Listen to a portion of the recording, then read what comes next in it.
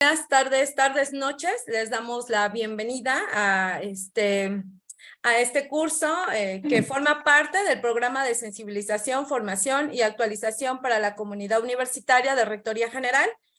El curso que vamos a impartir, la doctora Rocío Santillán Ramírez y una servidora, es el curso Herramientas para el análisis y resolución de casos de violencia de género con perspectiva de género. De manera que pues desde la Unigénero, la Unidad de Acción para la Prevención y Erradicación de las Violencias de Género y la Inclusión con Equidad de la UAM Iztapalapa y la UAM Azcapotzalco, pues les damos la bienvenida a este curso. Este curso, voy a hacer el encuadre antes de que pueda iniciar nuestra ponente el día de hoy, la doctora Iris. Les damos la cordial bienvenida a este curso. Los temas que vamos a discutir en estas sesiones lo vamos a hacer desde un abordaje de perspectiva de género, derechos humanos y victimal. En mi caso, la exposición también la haré desde mi experiencia situada en el acompañamiento a mujeres en situación de violencia. En ese sentido, ahora voy a dar paso a presentarme. La doctora Iris y yo acordamos presentarnos de manera directa, de manera personal con ustedes para que sepan, además de que ya nos conocen algunas personas, que conozcan por qué estamos dando este curso. Bueno, yo soy abogada feminista, estudié la carrera de Derecho en la Universidad Veracruzana, cuento con estudios de maestría en Derecho por la UNAM, he tomado distintos diplomados en violencia familiar, derechos humanos, feminismos y feminismos desde América Latina. Me he especializado en derecho civil, he participado como asesora en comisiones que han tenido la encomienda de elaborar protocolos de prevención y atención a la violencia de género en algunas instituciones de educación superior del país. He participado como asesora jurídica en las mesas de trabajo de la Universidad de Guanajuato, Campus León, en casos de violencia de género. Cuando cerraron la universidad, bueno, me invitaron a participar como asesora. Mi trabajo se ha enfatizado en el acompañamiento de mujeres en situación de violencia en los espacios universitarios, acompañando, acuerpando y estableciendo estrategias para la atención sensible, sororal y con debida diligencia. Formé parte del grupo sororal de acompañamiento a la familia de Mariela Vanessa Díaz Valverde, alumna de la licenciatura en Letras Hispánicas de la Facultad de Filosofía y Letras de la UNAM, quien desapareció el 27 de abril del 2018. Y hasta la fecha no la hemos podido localizar.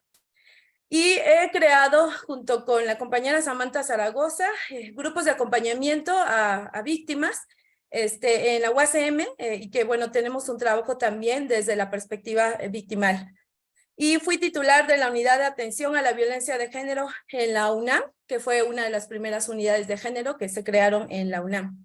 Y actualmente soy coordinadora de la Unigénero de UAM Iztapalapa. Así que me va a dar muchísimo gusto pues compartir con ustedes nuestra experiencia, nuestros conocimientos y también que podamos generar la reflexión en torno a la situación de violencia de género en las instituciones de educación superior. Sin más, cedo la palabra a la doctora Santillán, quien será la encargada de, en esta ocasión, la sesión está a cargo de ella.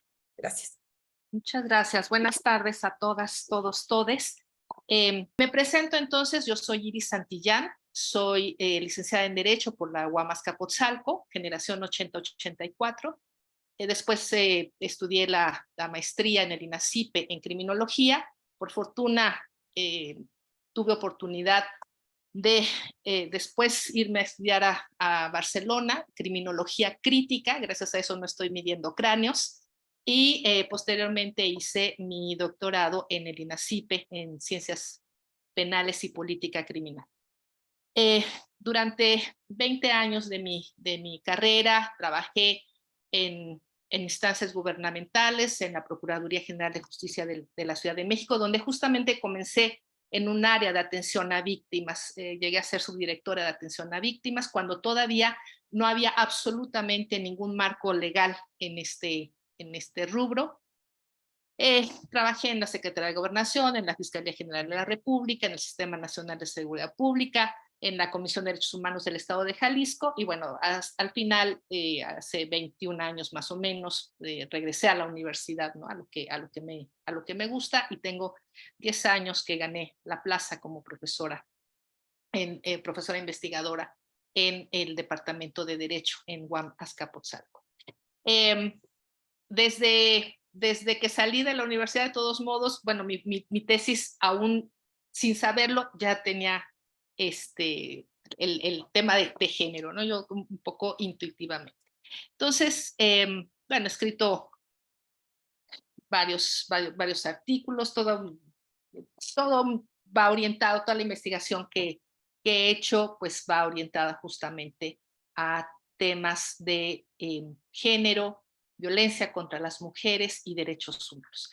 De tal modo que, bueno, pues la maestra María del Socorro Damián me hizo el favor de invitarme, allá la buscaron para hacer este curso y ella tuvo la amabilidad de invitarme, yo acepté muy gustosa, ¿no? Sabiendo y reconociendo en Socorro pues una referente en temas de violencia en las instituciones de educación superior, ¿no? Entonces para mí es un orgullo y me siento muy honrada. Muchas gracias, Socorro, por haberme invitado. Entonces, bueno, vamos a comenzar. Lamentablemente yo entiendo que en el curso hay gente con mucha formación, ¿no?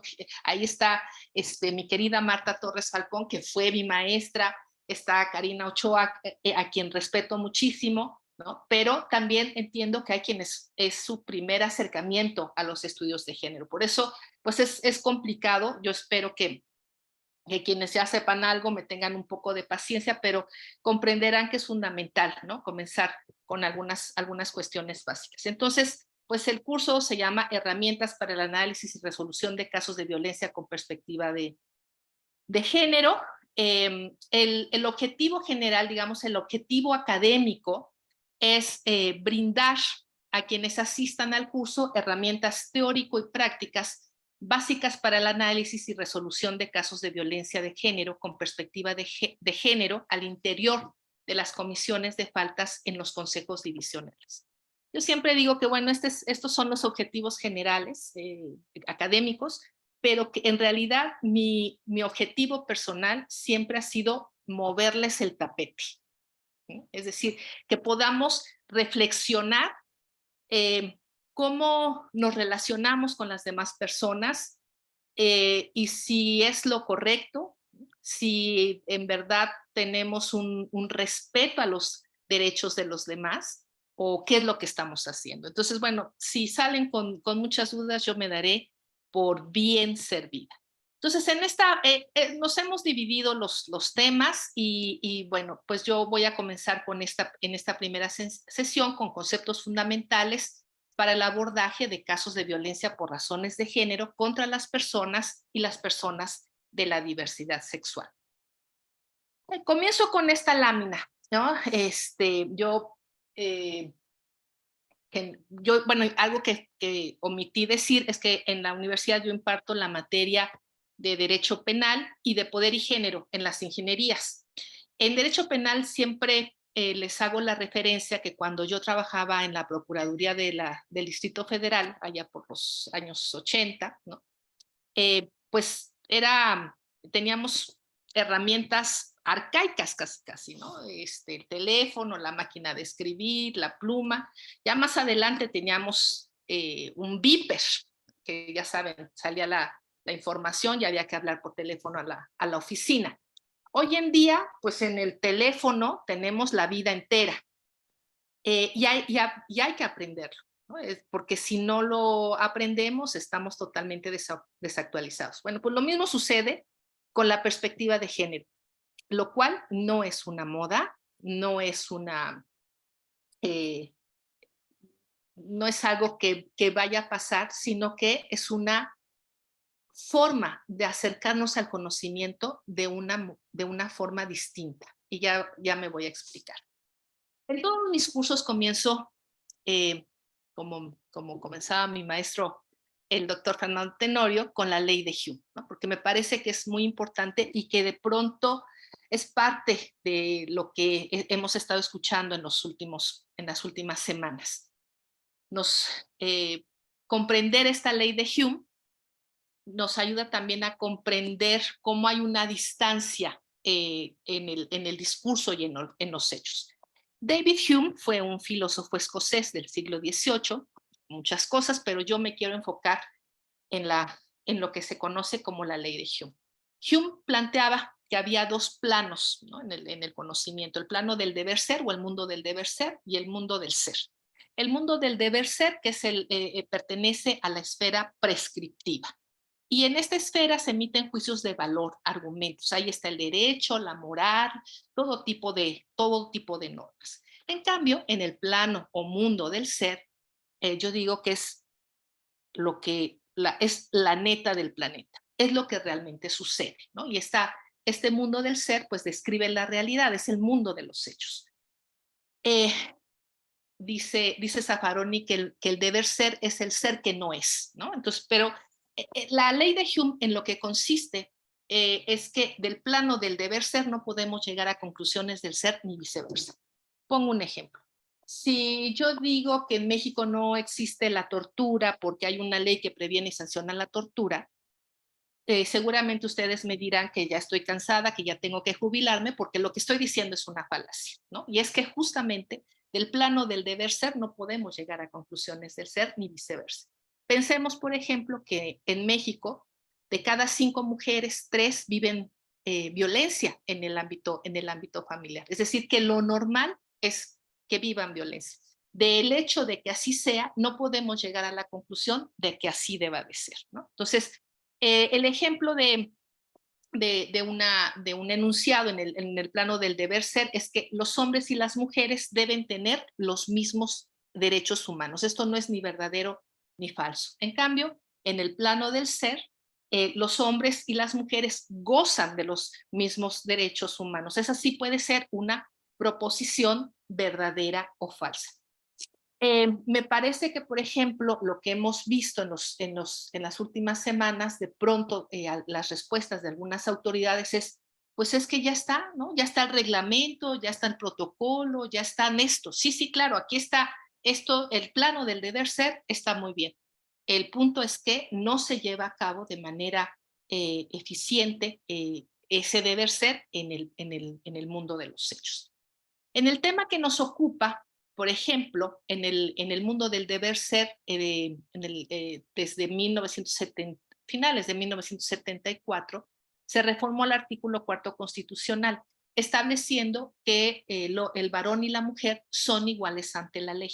Desde 1974. Sin embargo, en el plano de los hechos, vemos que esto hay una distancia terrible, ¿no? Por ejemplo, en el ámbito laboral, en México cerca de 2.23 millones de personas se dedican al trabajo del hogar, de las cuales 90% son mujeres y 40% de ellas perciben hasta un salario mínimo. Solo 3% tiene acceso a alguna institución de salud y únicamente 1 de cada 10 cuenta con un contrato escrito, ¿no? Entonces, recordemos que recién hará unos 3 años que se reconocieron derechos laborales a las trabajadoras del hogar, ¿no? Entonces, no que éramos iguales ante la ley, pues no, ¿no? Otro ejemplo es que, por ejemplo, en 2018, en promedio, las mujeres ganaban 34.2% que los hombres, y en 2022 la brecha de ingreso es del 14%. Es decir, sí ha disminuido y aún así todavía no ganamos, a pesar de que trabajemos igual, no tenemos el mismo salario. Otras fuentes indican que incluso esa diferencia es hasta del 27%. En el ámbito político, por ejemplo, en los últimos 67 años, solo ha habido 7 mujeres candidatas a la presidencia de la República. En 75 años, solo 14 mujeres han ocupado el cargo de gobernador. En Colima 2 ocasiones, en Sonora, en Tlaxcala también por 2 ocasiones, en Yucatán en 2 ocasiones, Zacatecas y actualmente Campeche, Baja California, Quintana Roo, Chihuahua, Guerrero y en la Ciudad de México.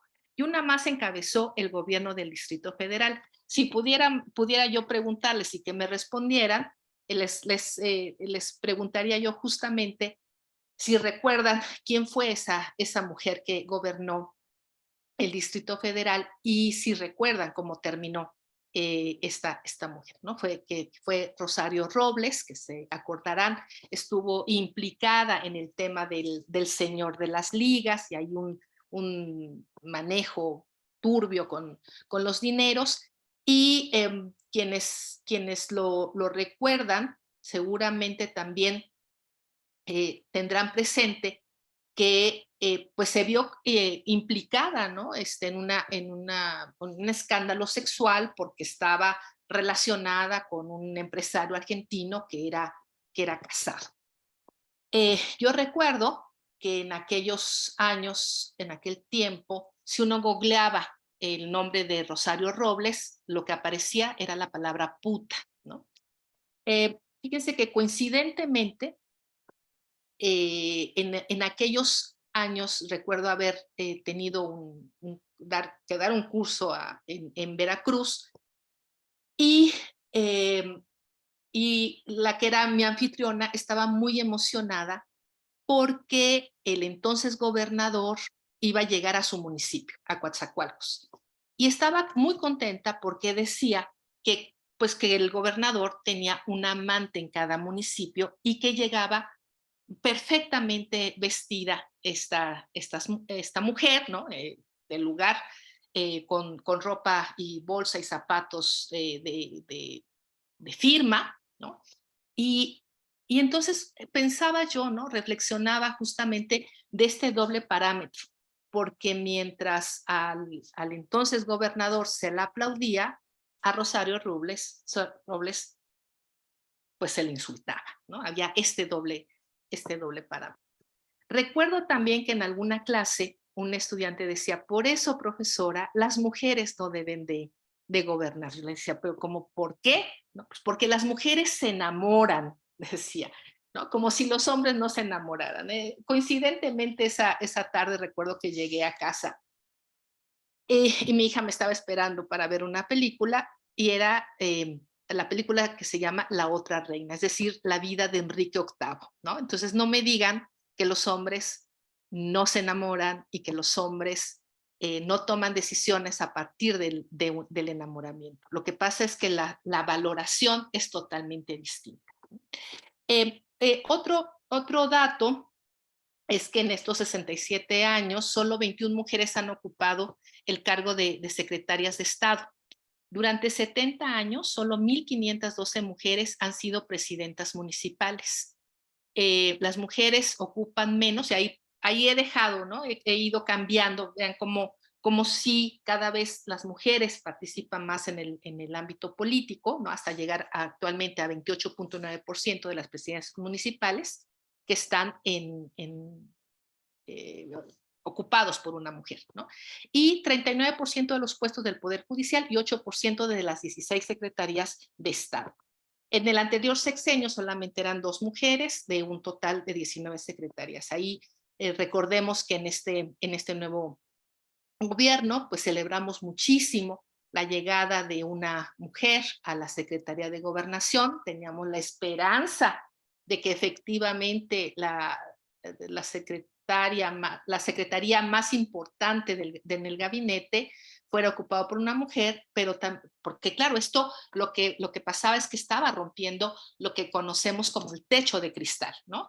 Sin embargo, también recordemos que pues el presidente no dejaba de decirle Olguita, ¿no? Pues, yo no oigo que al actual secretario de Gobernación le diga Adancito, ¿no? Entonces, pues ahí hay un tema de discriminación. Finalmente nunca la dejó actuar, nunca le dio el papel y el rol que esa secretaría necesitaba. Y otro dato, simplemente para ejemplificar, es que de acuerdo a una investigación de mi maestra, la doctora Elena Saola, pues fíjense que las mujeres homicidas reciben sentencias más altas que los hombres homicidas, ¿no? Y ahí hay razones interesantes. Fíjense, a pesar de que muchas de las mujeres homicidas eh, eh, actúan o habían actuado en aquellos años, finales del siglo pasado, digamos, habían actuado en legítima defensa. Pero pues esto no era visto por las ni los jueces. Esta igualdad entre hombres y mujeres pues no era tal. Miren, aquí en este cuadro, donde está la composición por sexo de las legislaturas, pues vemos cómo en absoluto, ¿no? O sea, no hay igualdad, ¿no? En 1991-94 solamente había 44 mujeres, en la 56 legislatura 72, y bueno, y así. Hasta y bueno, recordemos incluso cuando se hablaba de paridad, el caso de las Adelitas, o como les llamaban, ¿no? Estas mujeres que sí participaban en la elección, pero ya ganada la curul, pues se la dejaban al marido, al esposo, al amante, al hermano, al papá, a quien fuera, pero no las ocupaban, ¿no? Entonces, bueno, tuvieron que construirse mecanismos para evitar ese fraude, ¿no? A los derechos de las mujeres. Acá también les traigo este cuadro que es muy, muy ejemplificativo. Fíjense que desde hace varios años el Foro Económico Internacional se ha ocupado de hacer anualmente un diagnóstico de la situación en la que se encuentran los hombres y las mujeres, ¿no? Tienen diversos indicadores relacionados con el trabajo, con la educación, con la salud y con el poder que tienen las mujeres. Este cuadro del lado derecho debe ser, yo creo que del 2017 más o menos, no pude identificar la fecha, pero bueno, más o menos es de ese año. Y en ese momento la población era 50% hombres, 50% mujeres, pero quienes más trabajaban eran las mujeres, ¿no? Y a pesar de que eran las que más trabajaban, pues solamente el 10% de las mujeres tenían ese dinero en propiedad, y solamente el 1% de mujeres tenían tierras en propiedad. Los créditos agrícolas los recibían solamente el 2% de las mujeres, y por supuesto las personas más pobres entre las pobres eran mujeres. Por eso se habla de la feminización de la pobreza, ¿no? Las adultas analfabetas, 70% eran mujeres; las personas desnutridas, 80% eran mujeres; la niñez no escolarizada, 67% mujeres. Y en cuanto al poder, en puestos parlamentarios, en aquel momento solamente eran ocupados el 17% por mujeres, los puestos ministeriales 16% por mujeres, y puestos de dirección económica 14%, ¿no? Entonces, claro, yo he escuchado muchas veces el argumento de que, bueno, pues la desigualdad hacia las mujeres, la discriminación hacia las mujeres es cosa del pasado, ¿no? O sea, hoy tienen acceso a todo y pueden hacer todo. Pues no, vemos con datos muy objetivos que no es así, ¿no? Claro, hay países en el mundo que están peor que otros. México ha tenido avances importantes. En estos diagnósticos, los países mejor rankeados pues son Islandia, Finlandia, Noruega, Nueva Zelanda, Suecia, Ruanda, Nicaragua, Namibia, Irlanda y Alemania, ¿no?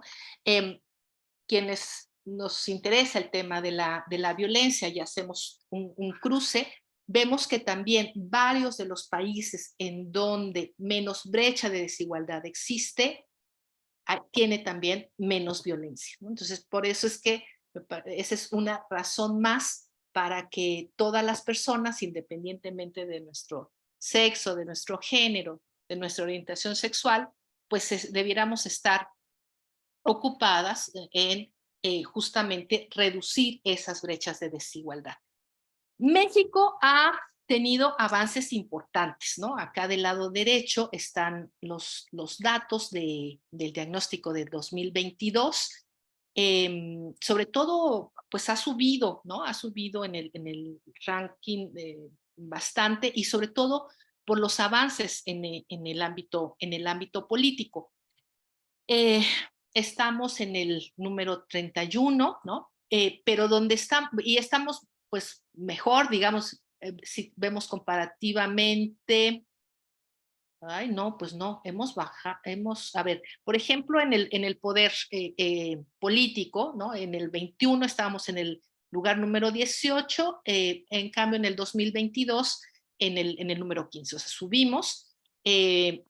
En el tema de salud y sobrevivencia, en el 2021 estábamos en el lugar 58, en el 2022 en el 54, pero en cuanto a la educación, ahí hubo un descenso, estábamos en el lugar 56, ahora en el 60, pero en la cuestión económica, en las oportunidades económicas, estamos pésimos, ¿no? Ahí sí estamos en el 2021, estábamos en el lugar número 122, hemos subido un poco, pero aún así, pues estamos en un nivel muy bajo. O sea, seguimos trabajando mucho las mujeres y no hay un reconocimiento de carácter económico.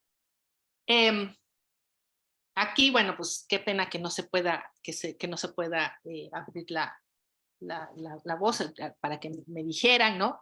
Pero un poco plantearnos sobre las brechas de género que hay en la universidad, ¿no? Y preguntaría yo, igual me pueden poner en el chat, ¿no? ¿Cuántas mujeres han ocupado la titularidad de la Rectoría General? Desde su fundación, ¿cuántas mujeres han ocupado la titularidad de la Rectoría de la Unidad Azcapotzalco? Tomé como base la Unidad Azcapotzalco, pero bueno, cada uno puede ir eh, respondiendo en su unidad cuántas, ¿no? Fíjense que en Azcapotzalco, de un total de 17, pues solamente ha habido tres rectoras. En total han sido 5, pero 2 han estado en funciones, digamos, ¿no? O sea, no, que fue Silvia Ortega de 1989 a 1993, Mónica de la Garza de 1997 a 2001, Paloma Ibáñez de 2009 a 2013, la doctora Norma Rondero, que estuvo en funciones en el año de 2017, y la doctora Verónica Arroyo en funciones en 2018, ¿no? Igual, pues no, que muy iguales, ¿no?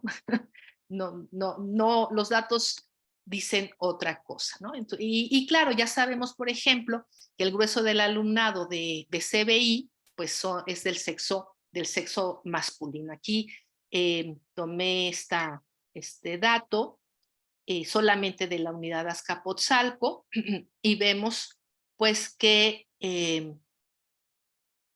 son los hombres, ¿no? O sea, hay mayor, aunque sí, bueno, a ver, aquí en CBI, por ejemplo, en total, el 29.1% fueron mujeres y el 70.9% son hombres. Ya sabemos que además son carreras masculinizadas y en las que los salarios son mucho mejores, ¿no? Algo interesante que la otra vez escuchaba es que, por ejemplo, la carrera de medicina, que era una carrera eminentemente masculina, cuando empezaron a ingresar las mujeres a estudiar, pues los salarios empezaron a reducirse, ¿no? Y eso justamente nos habla de discriminación. A veces se piensa, bueno, pues es que las mujeres no quieren estudiar ingeniería, ¿no? No es que no queramos, ¿no? Es que hay, pues desde la educación, ¿no? Que nos señalan que nosotras no somos buenas para las matemáticas, que las ingenierías son carreras para hombres. O sea, encontramos una serie de obstáculos que justamente los estudios de género permiten visibilizar, ¿no? No es que no queramos, es que realmente hay muchos obstáculos. De tal modo que, bueno, fíjense que en 1975, en México, y eso lo aprendí, recuerdo aquí muy bien a Marta Torres, ¿no? Explicando toda esta parte, toda esta historia de cómo en 1975 se celebró en México la primera reunión internacional de mujeres, ¿no? No fue algo terso, ¿no? Hubo mucha discusión, porque claro, era una reunión organizada desde la ONU, ¿no? Y entonces eran como una reunión de mujeres blancas. Y hubo, por otro lado, otro tipo de reuniones de mujeres latinas, ¿no? Que decían, a ver, los problemas que tienen las mujeres blancas son muy distintos a los de las mujeres que tenemos aquí en América Latina. Pero bueno, finalmente de estas reuniones, en 1979 se emitió esta convención sobre la eliminación de todas las formas de discriminación contra la mujer, ¿no? Mejor conocida por sus siglas en inglés como la CEDAW. Esta convención ha sido firmada por 189 estados y México la firmó en 1980 y la ratificó en 1981. Ustedes saben que hubo una reforma constitucional en los últimos años que reconoce todos estos instrumentos internacionales en materia de derechos humanos como parte de la normatividad vigente en nuestro país. Por eso es tan importante. Y en este instrumento internacional se define la discriminación contra la mujer como toda distinción, exclusión o restricción basada en el sexo que tenga por objeto o resultado menoscabar o anular el reconocimiento, goce o ejercicio por la mujer, independientemente de su estado civil, sobre la base de la igualdad del hombre y la mujer, de los derechos humanos y las libertades fundamentales en las esferas política, económica, social, cultural y civil en cualquier otra esfera. Algo que me quiero llamar la atención es esto, ¿no? O sea, cómo la discriminación no solamente es aquella que se hace de manera dolosa, sino incluso sin la intención de discriminar a alguien, el resultado es discriminatorio, ¿no? Entonces, y eso es discriminación. Hay muchas formas de discriminación, pero solamente me voy a enfocar en estas dos definiciones, ¿no? Lo que se conoce como la discriminación directa, que es una clara distinción entre grupos con la idea que quienes integran un grupo tienen menos capacidad que la de otro para hacer valer sus derechos. Un ejemplo de discriminación directa es, por ejemplo, el derecho al voto, ¿no? Recordemos que las mujeres en México tuvimos derecho a votar hasta 1953. Previamente hubo una serie de argumentos que impidieron que ejerciéramos ese derecho político. Allá había una discriminación directa prevista incluso en la Carta Magna de nuestro país.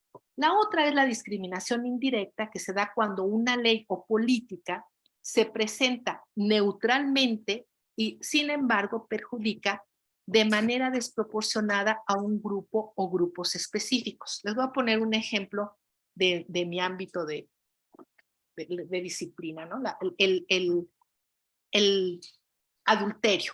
Decía el tipo penal de adulterio que cometía esa conducta quien tuviera relaciones sexuales con una persona que no fuera su pareja dentro del domicilio conyugal o con escándalo, ¿no?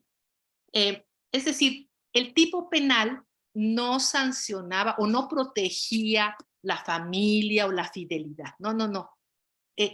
Porque si no, pues hubiera sancionado aunque no fuera en el domicilio conyugal. O sea, parecía, el tipo penal está escrito de forma neutral, no dice la mujer, ¿no? O sea, no tenía que decirlo. Con el simple hecho, por ejemplo, de que dijera que el adulterio fuera en el domicilio conyugal, y si vemos los datos del INEGI, quiénes son las personas que permanecen más tiempo en el domicilio conyugal, pues resulta que son las mujeres, ¿no? El escándalo, fíjense, la interpretación que hacía la Corte era que el escándalo se acreditaba si de esa relación adulterina resultaba el nacimiento de un hijo, y si el señor reconocía la paternidad de su hijo, ahí se acreditaba el escándalo, ¿no? Entonces, fíjense, es eso por un lado, o que el señor se paseara, o bueno, o la mujer se paseara con su pareja adulterina, ¿no? Y que se mostrara públicamente en, en la calle, ¿no? De modo tal que el mensaje era este, ¿no? Mira, si lo vas a hacer, ¿no? Si vas a tener un amante, pues hazlo fuera del domicilio conyugal. Si lo haces, no andes presumiendo al amante. Y si tienes un hijo, no lo reconozcas. Si cumples con esos 3 requisitos, no hay problema, ¿no? No estarás cometiendo un delito. Entonces, ahí hay una discriminación indirecta, porque finalmente las que se iban a la cárcel, pues eran las mujeres. Los estudios de género lo que nos permiten ver es cómo las mujeres no solamente han sido discriminadas en razón de su sexo, o sea, por haber nacido mujeres, sino que todas las personas estamos atravesadas por otro tipo de condiciones que socialmente son desvaloradas, ¿no? Entonces, imagínense si una persona que intenta, por ejemplo, entrar a una empresa a trabajar, es mujer, pero además es indígena, pero además no tiene un color de tez oscuro, pero además tiene alguna discapacidad. Es decir, cada una de estas condiciones hace que la discriminación en este mundo patriarcal, clasista y racista, pues se vayan sumando, ¿no? Y cada vez la opresión sea mayor. Yo creo que fue hace 2 años, que fui al Instituto de Investigaciones Jurídicas y encontré esta campaña en el instituto, ¿no? Es muy interesante. Me parece muy relevante lo que dice esta persona. Dice, dentro de la universidad hay mayor diferencia en la experiencia cotidiana porque soy mujer y no hombre, y porque soy alumna y no profesora o trabajadora de la UNAM, o porque soy pobre y no clase media o media alta, que por mi orientación sexual o mi expresión de género, ¿no? Entonces, hay una desventaja. Históricamente, los estudios de género han comprobado cómo las mujeres han tenido una desventaja en todos los campos, ¿no? El artículo primero constitucional establece justamente en el último párrafo de este artículo lo que se conoce como el principio de igualdad y no discriminación. Fíjense, este principio siempre debe ir pegado con el de no discriminación, porque de otra manera se piensa que el principio de igualdad debe ser interpretado como dar igual trato a todos. Y pues no, porque darle a todos por igual lleva como consecuencia la discriminación, ¿no? Entonces, en este último párrafo, justamente está este principio de igualdad y no discriminación. Y dice, queda prohibida toda discriminación motivada por origen étnico o nacional, el género, la edad, las discapacidades, la condición social, las condiciones de salud, la religión, las opiniones, las preferencias sexuales, el estado civil o cualquier otra que atente contra la dignidad humana y tenga por objeto anular o menoscabar los derechos y libertades de las personas, ¿no? A estas A estas categorías, cada una de estas se les conoce en el ámbito del derecho constitucional como categorías sospechosas y obligan a todas las autoridades a poner mayor atención cuando se haga alusión, por ejemplo, al origen étnico de una persona o al género de una persona, ¿no? Esto que yo les decía, a ver, ¿porque eres mujer? Te pregunto que si trabajas o que si tienes hijos, pues ahí, claro, estoy atentando justamente, o sea, le estoy queriendo poner una piedrita en el camino que al final, pues atenta contra la dignidad de las personas, ¿no? Entonces, hay que tener muy, muy presente esto, e insisto, las autoridades tienen la obligación de poner mayor atención para evitar ideas estereotipadas, prejuiciadas, que finalmente terminen en la discriminación hacia la persona. Aquí viene esto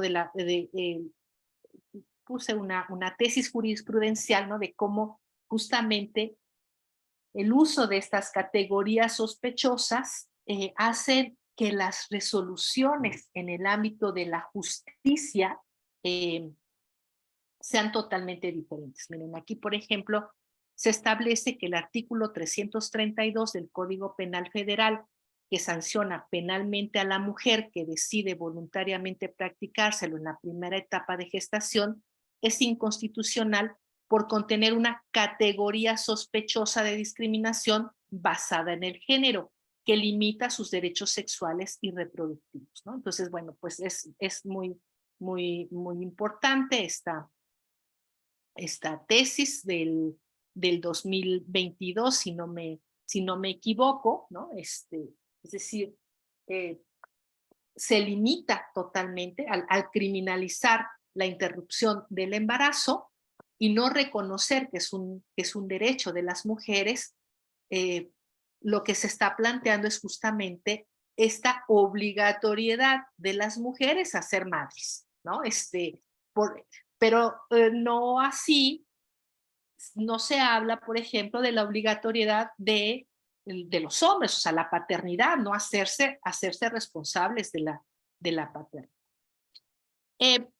La CEDAW, de la cual ya hablé, en el artículo 5.2, establece que los estados partes tomarán todas las medidas apropiadas para modificar los patrones socioculturales de conducta de hombres y mujeres, con miras a alcanzar la eliminación de los prejuicios y las prácticas consuetudinarias y de cualquier otra índole que estén basados en la idea de la inferioridad o superioridad de cualquier sexo o en las funciones estereotipadas de hombres y mujeres, ¿no? Yo creo que algo que ha sido muy importante en los estudios de género y que han sido retomados por estos instrumentos internacionales es justamente la idea de los estereotipos, o sea, encasillar a una persona en razón de su sexo, ¿no? A ciertas actividades, a ciertos roles, incluso a ciertos derechos, pues es lo que ha traído como consecuencia en gran medida estas desigualdades de género. A mí me gusta mucho comentar esta parte de la sentencia conocida como González y otras contra el Estado mexicano, mejor conocida como la sentencia Campo Algodonero. Es una sentencia de la cual vamos a hablar más adelante, en una sesión más adelante, pero que recordarán, esta sentencia se da a raíz de la desaparición y asesinato de 3 jóvenes en la ciudad norteña, ¿no? en Ciudad Juárez, Chihuahua. Ni siquiera abarca todos los feminicidios que se han dado, sino solamente el caso de estas 3 jóvenes.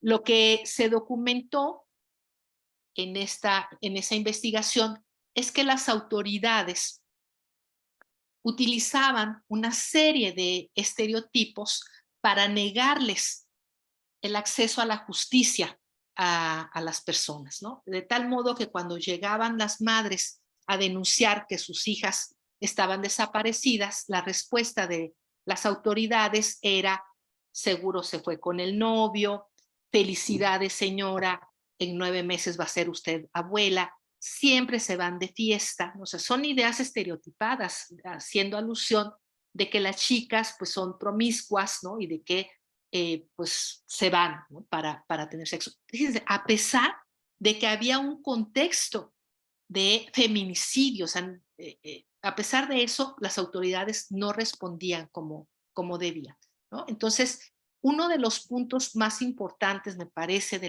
la sentencia es justamente que obligaron al Estado mexicano a dar capacitación con perspectiva de género, sobre todo a quienes tenían que atender a las víctimas de violencia por razones de género. Y no solamente a ellos, sino incluso a la población de toda Chihuahua. Tenían que darles educación con perspectiva de género. Y esos cursos con perspectiva de género deben de buscar el desarrollo de capacidades para reconocer la discriminación que sufren las mujeres en su vida cotidiana y no solo un aprendizaje de las normas, ¿no? Entonces, no basta con sabernos de memoria la CEDAW, ni la Belém do Pará, ni la Ley General de Acceso, no. Necesitamos reconocer, o sea, tener la sensibilidad, la concientización de que el acto que llevamos a cabo, como el que yo hice, de preguntarle a la estudiante si estaba casada, pues eso es un acto de discriminación, ¿no? Que podía, imagínense si me decía, sí, y tengo 3 hijos. No, pues seguramente en mi cabeza ya me formulo toda una idea, no, pues esta mujer no va a poder con la maestría, y entonces, ¿para qué la acepto? ¿Para qué la aceptamos? Y eso es discriminación, ¿no? El otro punto que debe de buscar esta educación con perspectiva de género es que todos los funcionarios y funcionarias, y ahí entramos también, nosotros, reconozcan las afectaciones que generan en las mujeres las ideas y valoraciones estereotipadas en lo que respecta al alcance y contenido de los derechos humanos, ¿no? O sea, no se queda en simplemente la discriminación. Hay un efecto muy importante que atraviesa la vida de las niñas y las mujeres. Bueno, dicho esto, haré mención muy rápidamente de estos conceptos que son fundamentales, porque hemos hablado de la discriminación en razón de sexo y género, pero ¿qué es el sexo y qué es el género? Bueno, estoy segura que la mayoría lo sabe. El sexo es la condición orgánica que distingue al macho de la hembra en los seres humanos, en los animales y en las plantas. Claro, esta es una definición dicotómica del sexo, ¿no? Nos habían enseñado que si nacíamos con vagina éramos mujeres, si nacíamos con pene éramos hombres. Y en el caso de las plantas sí había un reconocimiento de que hay plantas que nacen con ambos sexos, ¿no? Bueno, hoy en día se reconocen que hay varios sexos. Ahorita explico. Pero claro, objetivamente no hay duda, somos diferentes, más no desigual. No tendríamos a partir de esas diferencias ser desiguales en derechos, ¿no? Y por el otro concepto que es importante, fundamental, pues es el género, que es una construcción social y simbólica que contiene el conjunto de atributos asignados a las personas a partir del sexo. ¿Cómo se va asignando estos atributos? Pues a través de los mecanismos de control social, ¿sí? Mecanismos como la familia, la escuela, el trabajo, las religiones, los medios de comunicación, ¿sí? Incluso ahora las redes sociales y todo esto. O sea, nos van indicando cómo debe comportarse desde que nacemos, ¿no? O sea, qué es lo que se espera de un hombre, de un niño, de una niña, y es totalmente opuesto, ¿no? Entonces, claro, a la niña,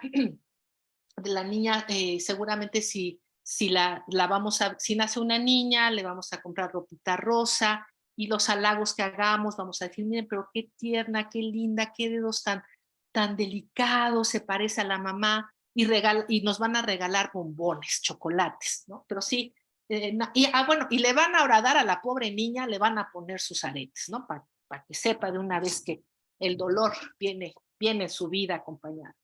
Y por el otro lado, si nace niño y le vamos a visitar, pues ya sabemos que tenemos que llevar color rosa, perdón, color azul, y los comentarios van a ser distintos, pero qué fuerte, vean con qué potencia llora, se parece al papá, ¿no? Eh, y claro, los juguetes y todo, los permisos, las posibilidades de practicar ciertos deportes, de estudiar ciertas cosas, de hacer, van a ser totalmente diferenciados, ¿no? Entonces, bueno, valorativamente deberíamos ser iguales. Cuando no se ajusta una persona al género conforme a su sexo, pues viene una serie de descalificaciones, ¿no? Entonces, bueno, si a la niña le gusta subir los árboles, pues seguramente le van a decir machorra, ¿no? Y si al niño no le gusta el fútbol, le van a decir, pues eres mariquita, ¿no? O sea, al final de cuentas, vamos buscando controles que vayan ajustando a la persona conforme a lo que se espera de él.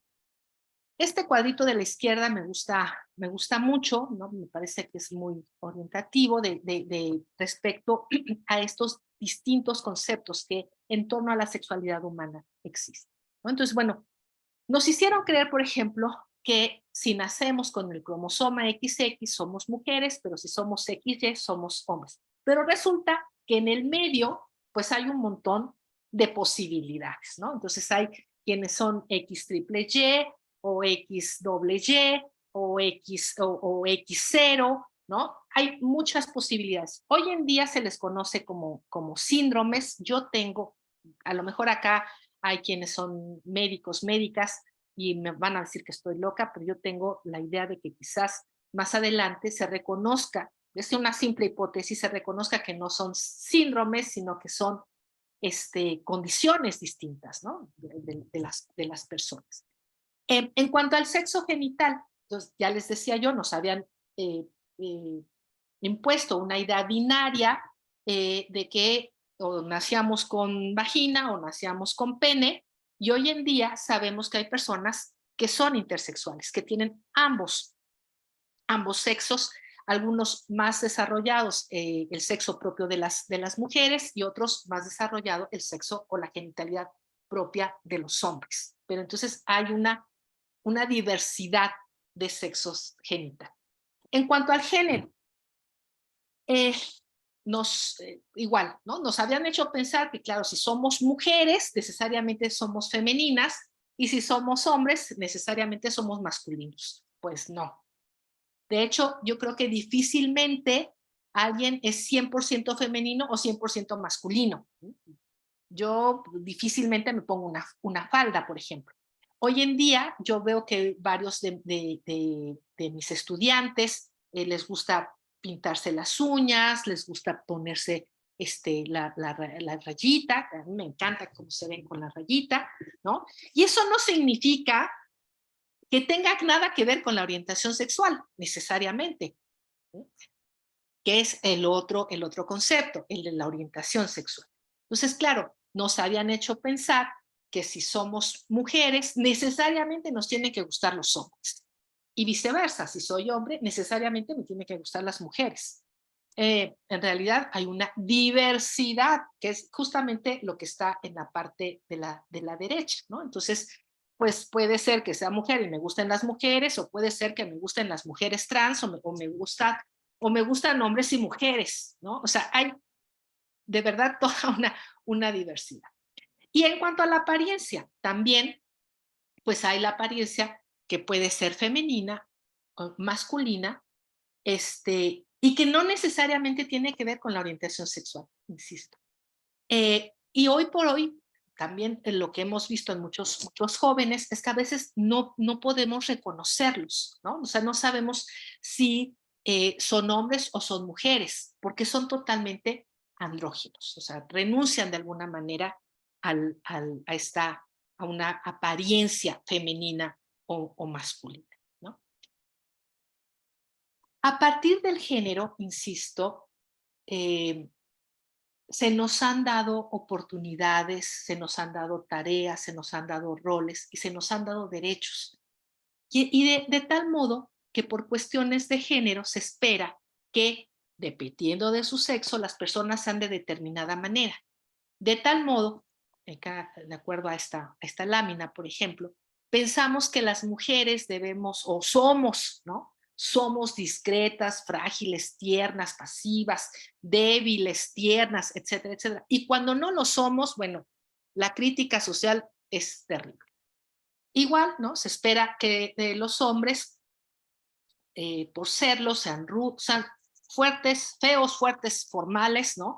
Que sean muy seguros de sí mismos, que sean dominantes, que sean inteligentes, que sean buenos en las matemáticas, etcétera, etcétera. El punto es que a partir del género, lo que se ha impuesto es la idea de la debilidad de las mujeres, ¿no?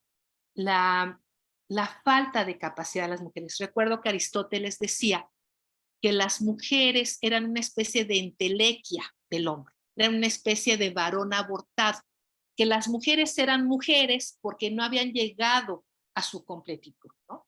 Y más adelante, igual, por ejemplo, en la criminología, Lombroso decía lo mismo, ¿no? O sea, que las mujeres pues eran seres inferiores. Y si vemos toda la literatura que hay yo diría que del siglo XX para atrás, va en ese sentido, ¿no? En reforzar la idea de que las mujeres somos seres inferiores.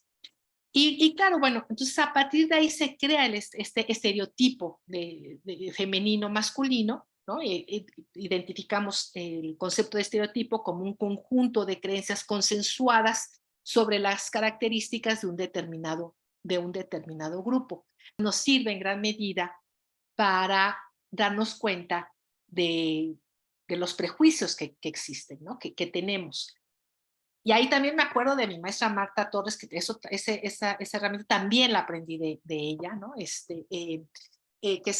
el prejuicio es la acción y efecto de prejuzgar. Es una opinión previa y tenaz, por lo general desfavorable, acerca de algo que se conoce mal, ¿no? O que definitivamente ni conocemos. Siempre me acuerdo del acercamiento que tuve, ¿no? Al feminismo, porque claro, yo estaba totalmente prejuiciada. Yo decía, no, la primera vez que me preguntaron, ¿qué tú no eres feminista? Dije, no, a mí me gustan los hombres. Tenía yo, mi ignorancia me hacía tener un prejuicio terrible. Bueno, pues resulta que el señor ni es mecánico ni tatuador, es un médico, ¿no? Entonces, nos podemos equivocar porque tenemos justamente pues una idea muy estereotipada de cómo debe vestirse y comportarse un médico. Me recuerda, ahorita me acordé de cuando entré a trabajar a la UAM, que en esa página horrible de mis profesores, ya sé que necesito terapia, pero bueno, pues ni modo, que decían en esa página, es que la profesora Iris es la vergüenza del Departamento de Derecho, porque se viste como socióloga, ¿no?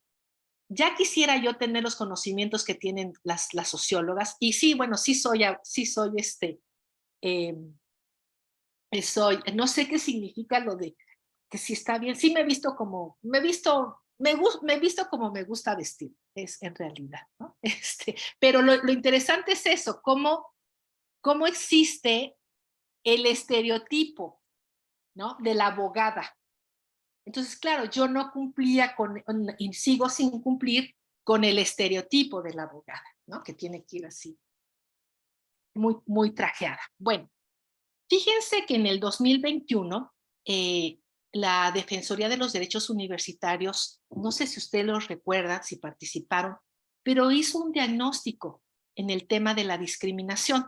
Lamentablemente tuvo poca participación. No obstante, me parece interesante ver, ¿no? algunos datos que arrojaron. Solamente contestaron 2.041 personas. Y en esta gráfica vemos el grado de discriminación. O sea, la gente respondió por qué se sentía discriminada. No, espérenme, grado de acuerdo con grado de acuerdo, hombres, sí. No, pero más bien, estos son los estereotipos, perdón, estos son los estereotipos que existen. Entonces, por ejemplo, el 2.8% opinaba que los hombres son más racionales que las mujeres, 1.9% pensaba que los hombres necesitan más parejas sexuales, 2.5% opinó que mujeres son responsables de la educación de las hijas o hijos, el 5.3% que las mujeres son aptas en las carreras de cuidado. Pues sí, ya ven que hasta Andrés Manuel dijo que casi cambiaba el himno nacional, ¿no? Que con la pandemia, que una cuidadora en cada hija te dio casi, ¿no? 5, el hombre demuestra masculinidad siendo agresivo. El 2% opinó que los hombres son sensibles, que los hombres sensibles son casi seguramente son gays, ¿no? El 10.8% opinó que los hombres eligen profesiones mejor remuneradas. El 6.8% que mujeres deben de dedicarse al cuidado de los hijos. Y bueno, ¿cuántos colegas no le dicen todavía a las estudiantes por qué están en la universidad ocupando el espacio de un hombre, ¿no? Y no solamente pasa en las ingenierías, en derecho también los hay, y en todas las carreras seguramente, ¿eh?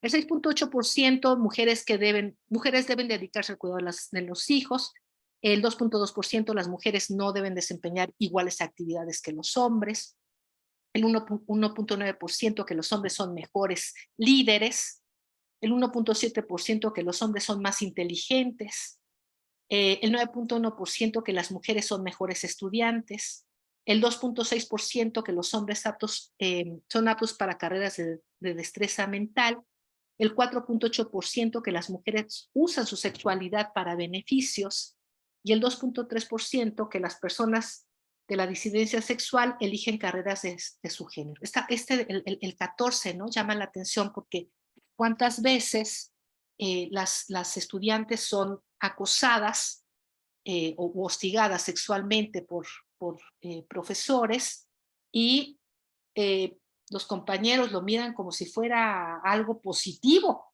¿no? Y no como lo que realmente es, que es una violencia.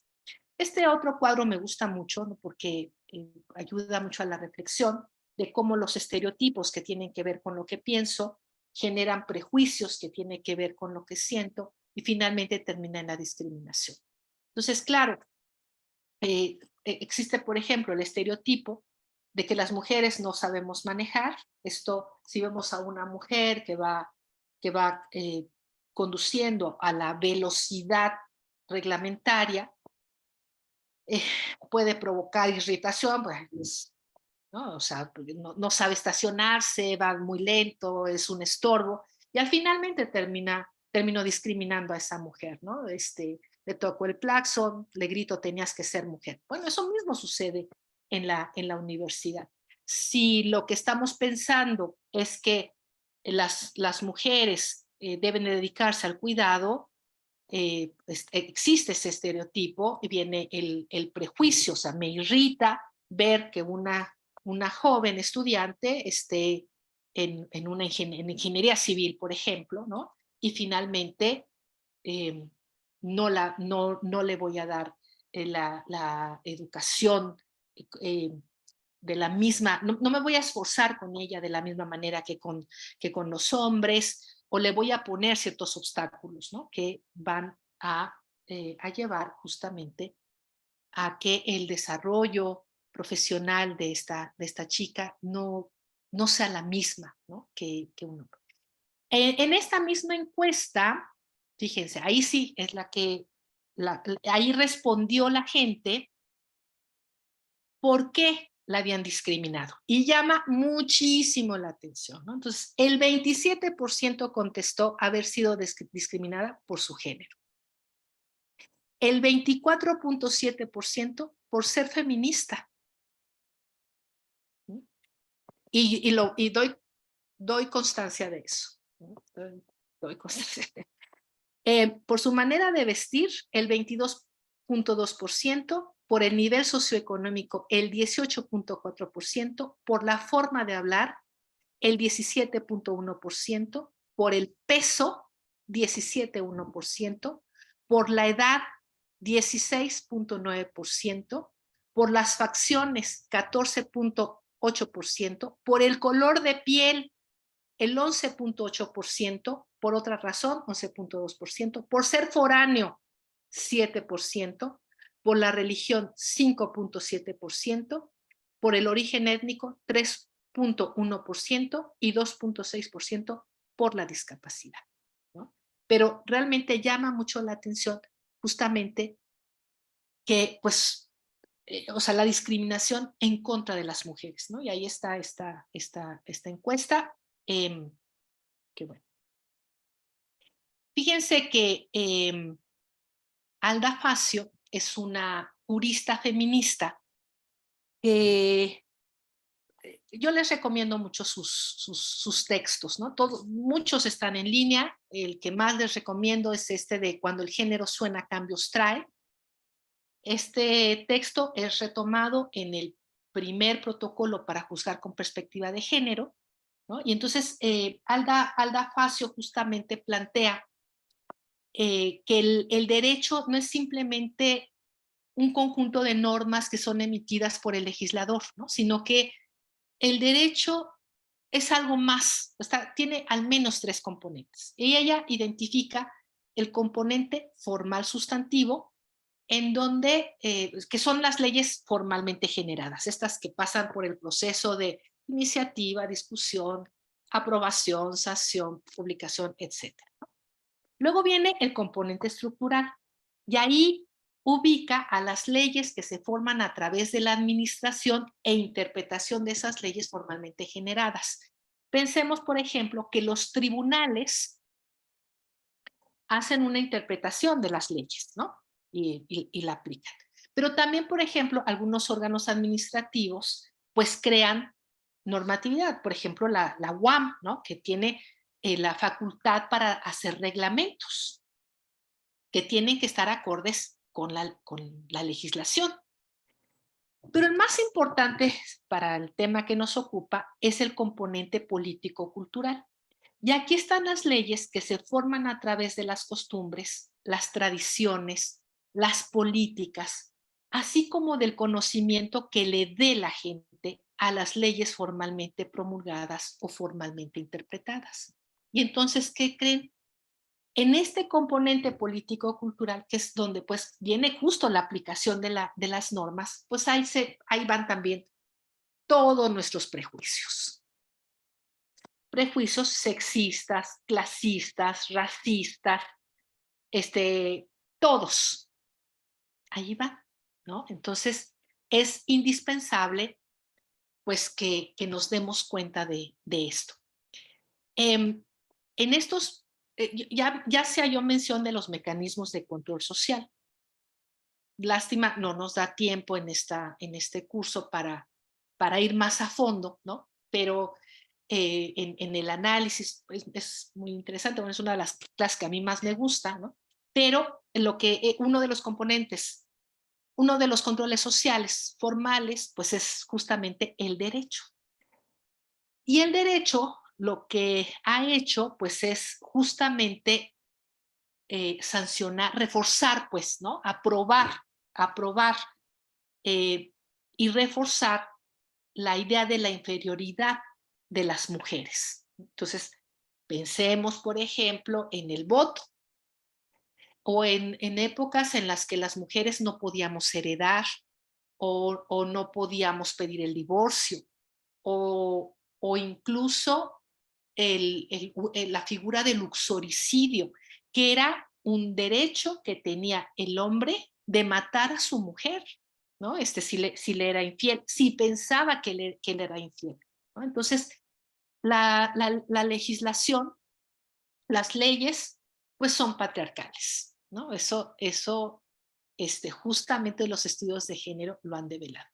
En este cuadro, que lo tomé de un texto de la CNDH de 1997, pues vean, ¿no? Justamente, se depositaba hasta el término, como si fuera cosa, se depositaba la mujer casada en caso de divorcio en 12 entidades federativas del país. Se exigía el consentimiento del marido para que la mujer trabajara. 1997, apenitas, en 8 entidades federativas.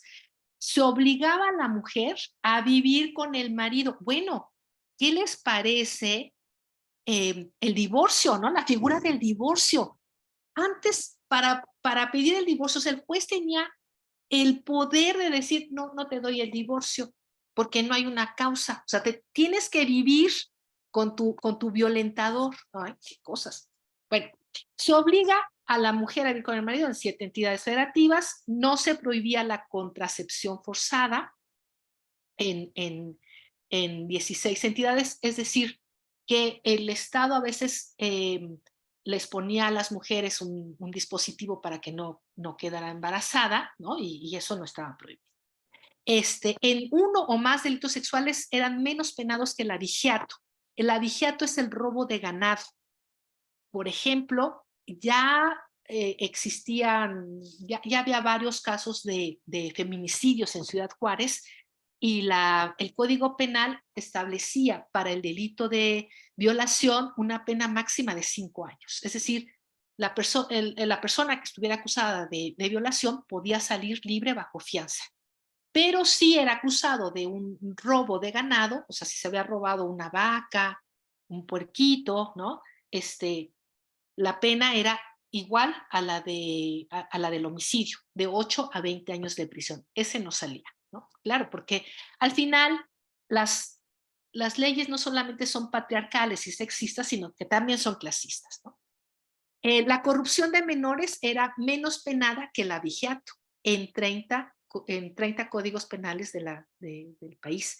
Y se exculpaba el estupro si se daba el matrimonio. El estupro es la relación sexual consentida entre un adulto y una joven, ¿no? Que puede ser de 14, 15, 16 años, ¿no? Entonces, mediante el engaño, o sea, me voy a casar contigo, tú no te preocupes, ¿no?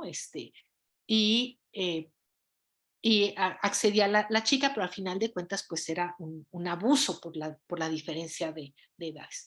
Por fortuna, todas estas normas ya no son vigentes gracias a todos estos instrumentos internacionales, ¿no? A todas estas herramientas que obligaron al Estado mexicano a revisar su legislación. Ahora viene, bueno, ¿qué es la perspectiva de género? Marcela Lagarde, que yo le llamo la feminista, nos ha dado tanto conocimiento en el tema, nos aporta esta frase que yo se las comparto, que dice, la perspectiva de género exige nuevos conocimientos, irrita a quienes no quieren aprender, estudiar y hacer esfuerzos intelectuales, a quienes quieren todo facilito, simple y esquemático. Como exige pensar de otra manera y desarrollar comportamientos distintos y un nuevo sentido de la vida, choca también la perspectiva de género con quienes creen que es una técnica o una herramienta para hacer su trabajo, un requisito nada más. La verdad es que quienes nos acercamos a la perspectiva de género, quienes nos quitamos de en medio la visión androcéntrica, necesariamente cambiamos, ¿no? O sea, nuestra forma de vida, nuestra forma de ver la realidad es totalmente distinta. El artículo 5 de la Ley General de Acceso de las Mujeres a una Vida Libre de Violencia nos da una definición de perspectiva de género, ¿no? Y que yo creo que habría que ser revisada, porque todavía es como binaria, pero bueno, la ley es de 1997 y plantea que es una visión científica, analítica y política sobre las mujeres y los hombres.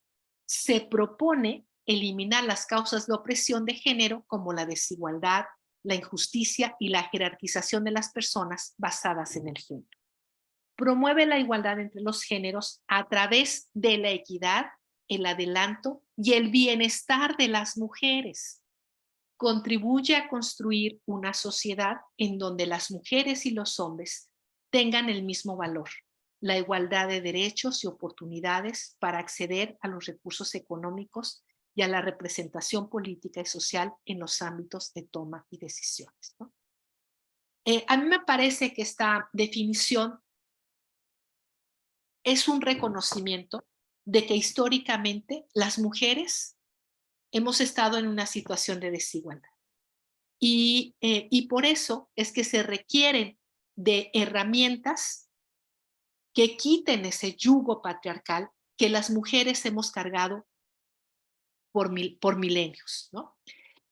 Quiero también aquí hacer énfasis en este tema de cómo para poder llegar a la igualdad se requiere la equidad, ¿no? Yo a veces veo que hay una discusión de que es que queremos equidad, no, queremos igualdad. No, no, no, no.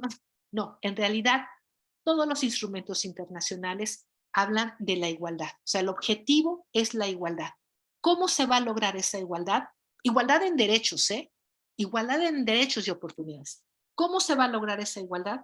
Pues a través de la equidad, del adelanto y del bienestar de las mujeres. Y qué importante hoy por hoy que estamos viviendo lo que estamos viviendo, que es histórico, sin duda, este tema del bienestar de las mujeres y que a veces de verdad no se logra entender. Bueno, acá está este cuadrito, esta imagen la tomé de ONU Mujeres, ¿no? De cómo en cuestión de justicia, todo lo que debe orientar la perspectiva de género, ¿no? Desde las primeras diligencias, el diseño de la investigación, la obtención de medios probatorios y su interpretación, la calificación jurídica, la estrategia del litigio, el desarrollo de la vista pública, la atención y protección de las víctimas y la reparación del daño. Eso, bueno, vamos a ir hablando más adelante en lo que corresponda al procedimiento administrativo, ¿no? Que se distancia en gran medida del procedimiento penal. Muy rápidamente les voy a hablar del sexismo, ¿no? Porque lo que quiero es como darles herramientas para que puedan identificar la discriminación en contra de las mujeres. El término sexismo pues hace referencia justamente a la discriminación contra las mujeres, ¿no? Y es un término que surgió en 1965, acuñado por Pauline Lett. Y es una discriminación basada en el sexo y se compone de creencias basadas en una serie de mitos y mistificaciones que declara la superioridad del sexo masculino, cuyo resultado es una serie de privilegios para el sexo que se considera superior, ¿no? Entonces, una definición más breve de sexismo, pues es creer que hay un sexo que fue puesto en este mundo para servir al otro, ¿no? Y ese sexo, pues por supuesto, pues son las mujeres, ¿no? O sea, aquí les traigo les pongo esta imagen de una, ¿cómo se llama?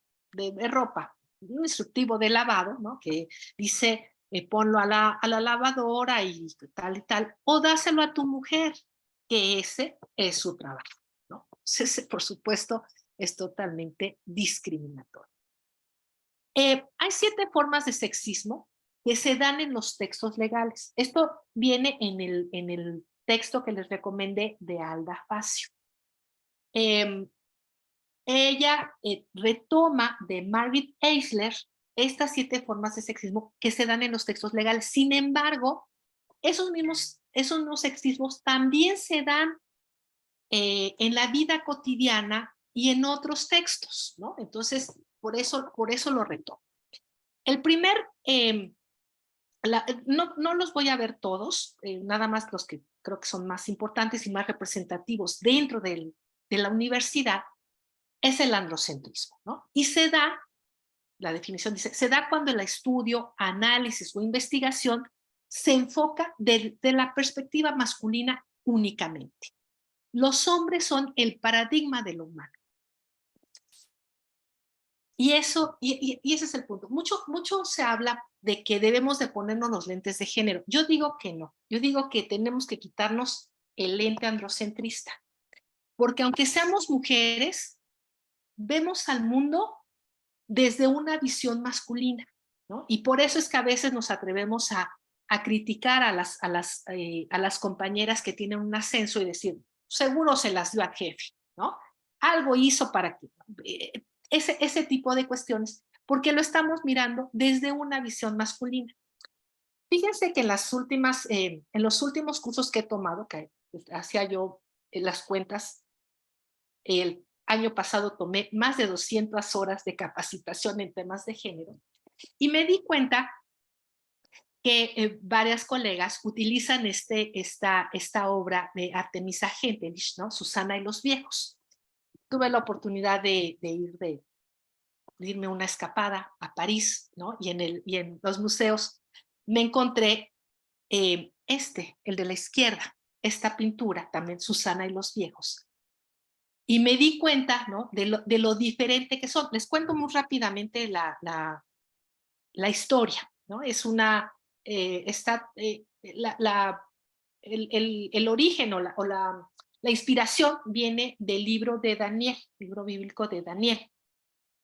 Y, y entonces se cuenta que Susana era una mujer casada, joven, bellísima, y un día dos jueces ya bastante viejos y feos, ¿no?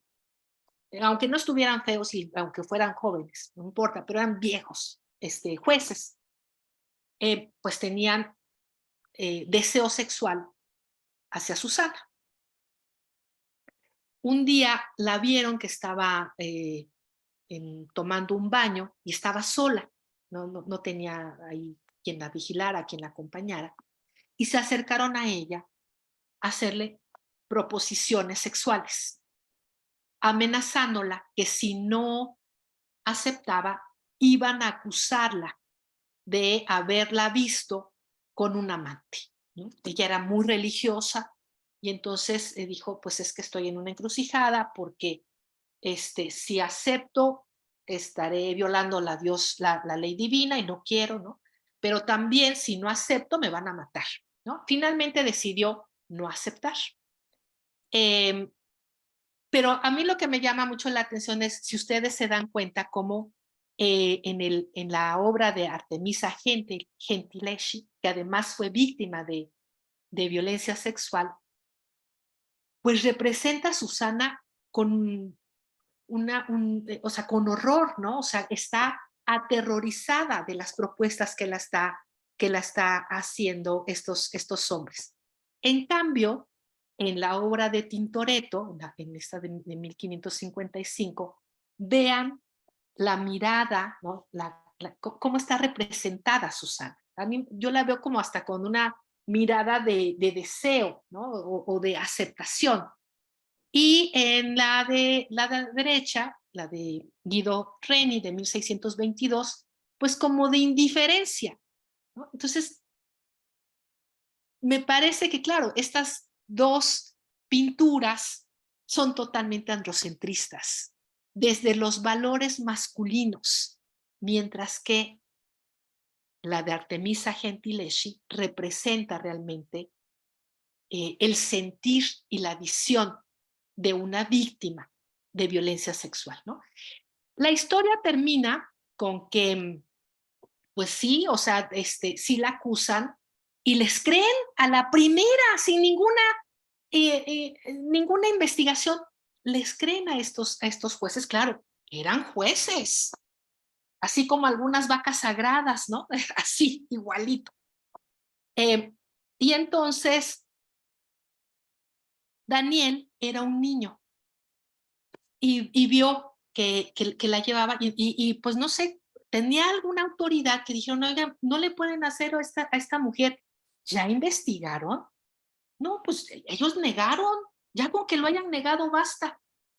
Y entonces muy inteligentemente lo que dijo, tienen que hacer una investigación pequeñita, sepárenlos y que les describan los hechos. Eso bastó. Les preguntaron, oigan, ¿bajo qué árbol estaba Susana? Entonces uno dijo bajo un roble y otro dijo bajo un pirulo.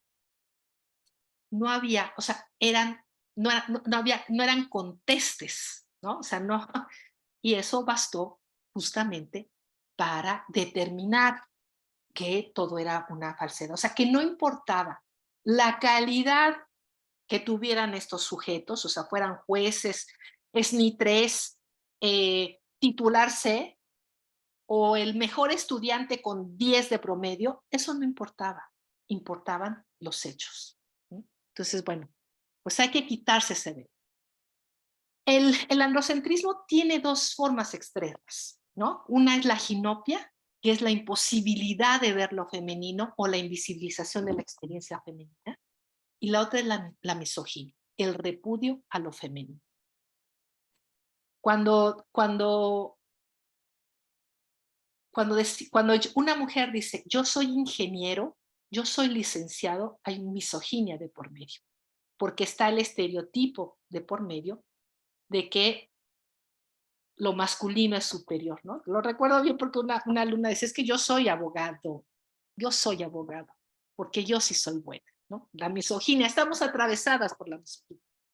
Yo ponía como ejemplo de ginopia algunas frases que he escuchado en estos últimos tiempos.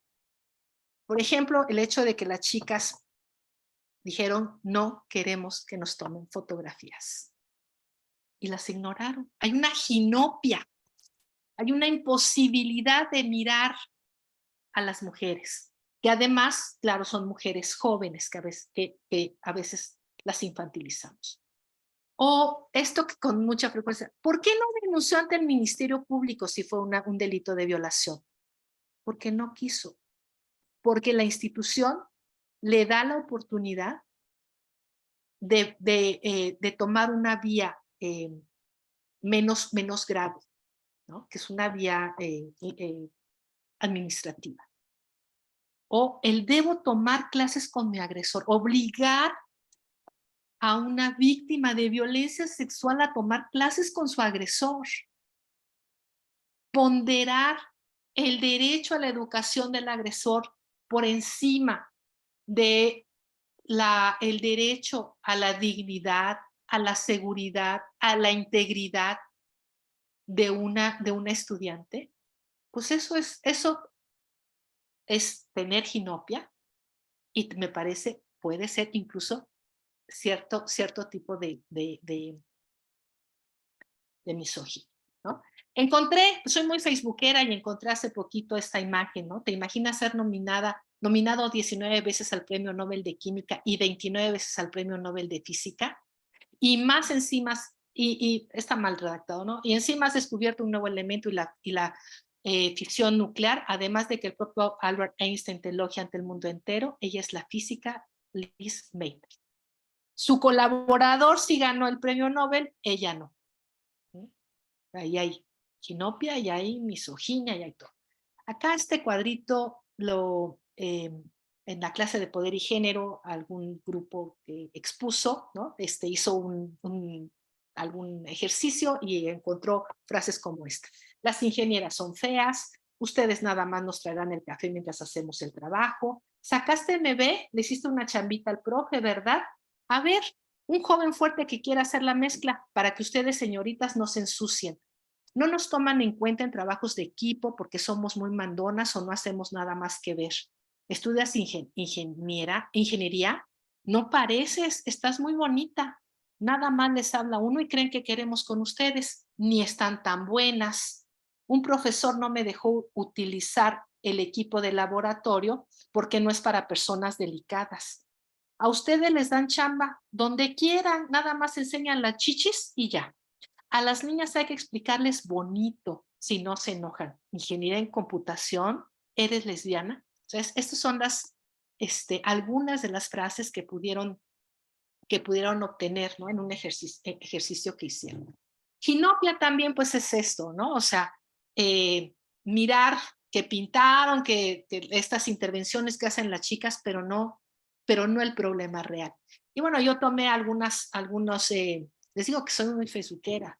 Entonces, bueno, es una fuente de información, me parece. En esto que estamos viviendo, este chico que dice, ya terminen este conflicto, los únicos que pierden solo los alumnos y los próximos egresados de la UAM. Por fortuna hay quienes piensan distinto. Aquí sí le dejé porque es un seudónimo de Gisusaurio, dice, ¿y qué hay de las mujeres que sufrieron o sufrirán violencia en la universidad?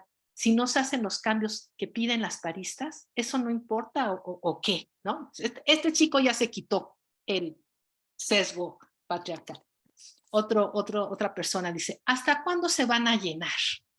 Ya expulsaron al vato que empezó todo, ya otros más se los llevaron de paso. ¿Saben qué quieren al menos? O sea, las infantilizan, ¿no? Las idiotizan. ¿Por qué reclaman lo que dicen a una institución educativa? La UAM no controla como marionetas a sus alumnos. Cada quien hace lo que quiere. Y si alguien corrompe la ley, para eso están los organismos judiciales. Pero lo más probable es que ninguna de mis palabras les entre. Están muy metidas en su victimismo inexistente. Diariamente en este país son asesinadas, son privadas de la vida 11 mujeres de manera dolosa, ¿no? Pero para este chico no existe.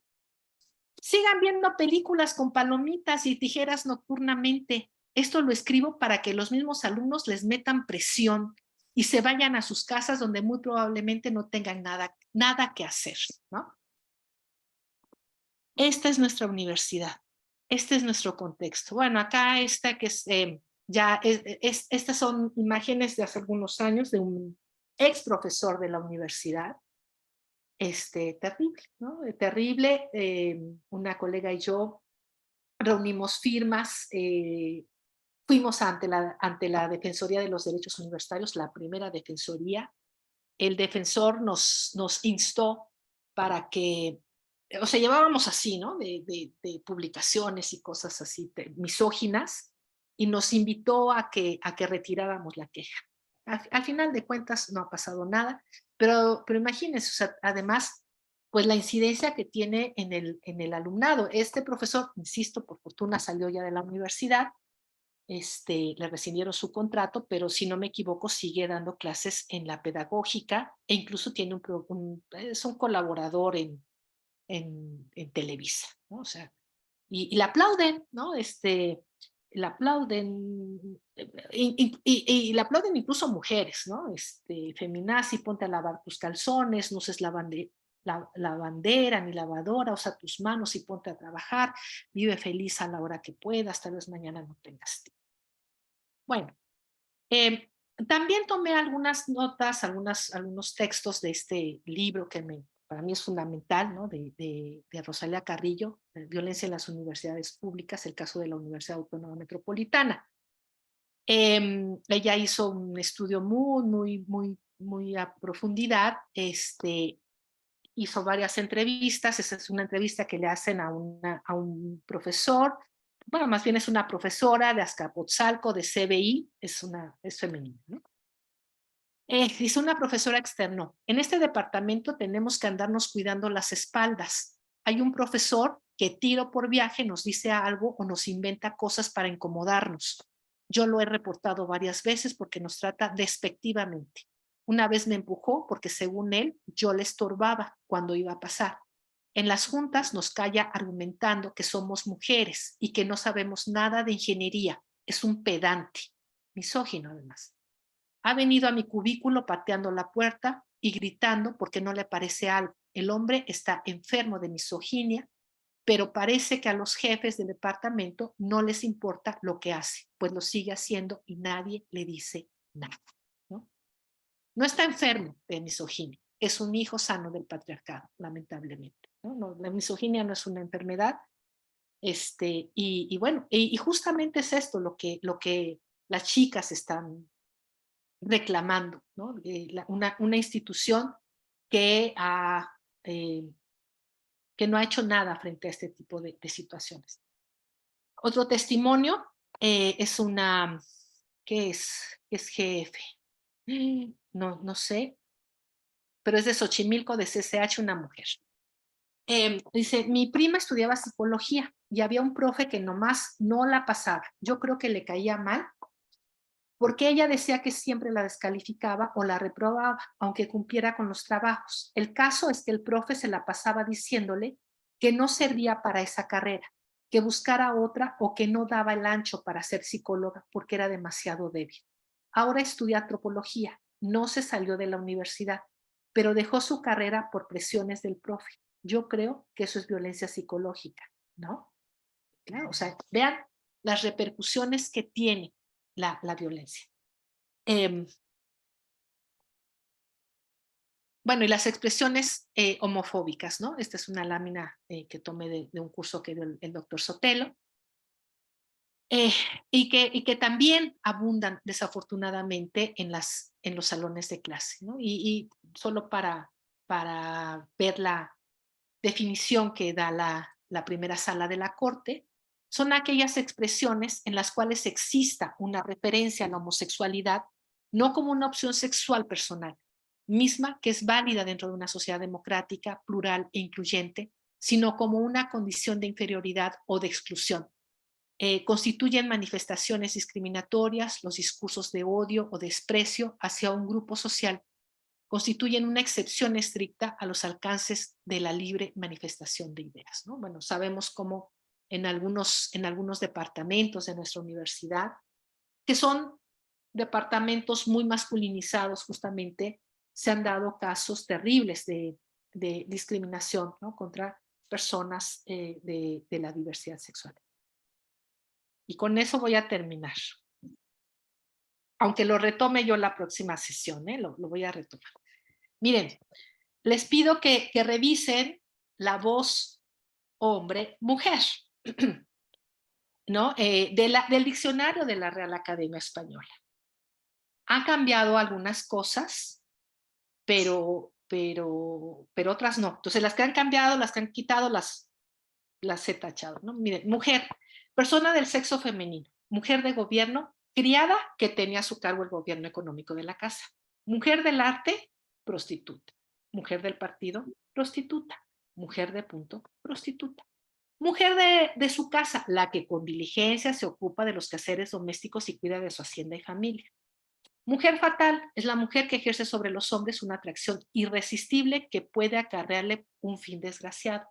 Mujer mundana, prostituta. Mujer de la calle, prostituta que busca a sus clientes en la calle. Mujer perdida, prostituta. Mujer pública, prostituta.